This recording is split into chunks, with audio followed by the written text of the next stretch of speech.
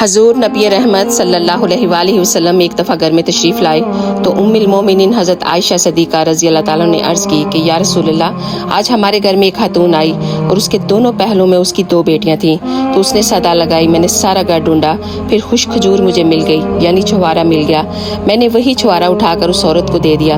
سخت بھوک لگی تھی اس کو، اس کا پیٹ کمر سے لگا ہوا تھا، لیکن اس نے اس کھجور کو 2 حصوں میں تقسیم کیا اور ایک اس نے اس بیٹی کے منہ میں ڈالا اور دوسرا ٹکڑا اس نے دوسری بیٹی کے منہ میں ڈال دیا، تو اس نے خود نہیں کھایا۔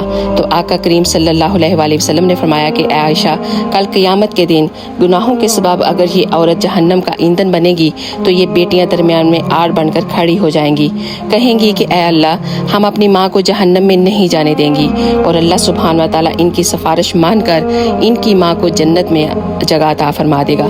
سبحان اللہ۔ اگر آپ کو یہ ویڈیو اچھی لگی ہو تو پلیز ضرور شیئر کیجیے گا۔ جزاک اللہ خیر۔